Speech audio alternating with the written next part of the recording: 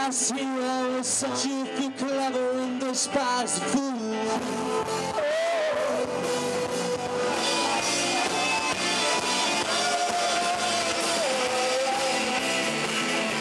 არამხოლოდ არც ერთი რაციონალური ეკონომიკური არგუმენტი რატომ შეიძლება ქართული ენერგეტიკა მივაბად გაზპრომს ეს ძალიან კარგად იცის ხელისუფლებამაც იმიტომ არის რომ ტექნოლოგიების განცხადებებით აკვავსეს სამარცხვინოა რომ ამის მტკიცება გვიწევს სამარცხვინოა რომ იმის მტკიცება გვიწევს რომ გაზპრომზე ქართული ენერგეტიკის მიღება გამოიწვევს სიგნალებს უშუქობას სიცივეს სიღარიბეს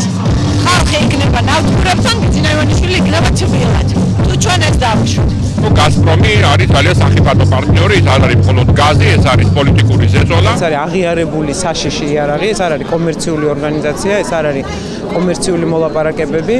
ეს არის წმინდად პოლიტიკური პროცესი რომელშიც აბსოლუტურად გაუგებარია თავად ჩვენი ინიციატივით სახელმწიფო საქართველოს მთავრობა როგორ შედის ამ პროცესში როდესაც მთელი მსოფლიო პირიქით ცდილობს გაზპრომს ჩამოშორდეს და მოიშოროს თავიდან ყველაფერს რაც ზოგადად ჩვენ მივახციეთ ბოლო წლებში ეს შეიძლება ერთბაშად დავგარგოთ გაზპრომი არ არის მხოლოდ გაზი გაზპრომთან ლაპარაკს მოყვება თან არა მარტო გაზზე და მის ფაზზე საუბარი ასევე ზოგადად საკუთარი დამოუკიდებლობის ხარჯზე ხდება ყველაფერი ეს გაიარა ბევრმა ქვეყანამ და ჯგუფა ისწავლეს და ჩვენ როგორც ჩანს ჯერ კიდე დრო გვჭირდება რომ კარგად გავიგოთ რა საფრთხეებთან გვაქვს საქმე ჩვენი ხელისუფლება ცდილობს დაგვაბრუნოს დამოუკიდებლობაში გაზპრომთან ერთი წარმომადგენელი ამ ხელისუფლების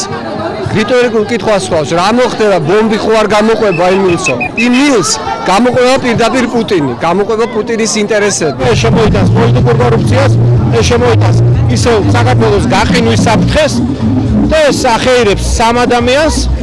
5 მილიონი საქართველოს მოსახლეობის ხარჯზე. ფასი ჩვენი ქვეყნისთვის იქნება ძალიან მაღალი ამ გაზის სინამდვილეში ფასი იქნება ქვეყნის დამოუკიდებლობა,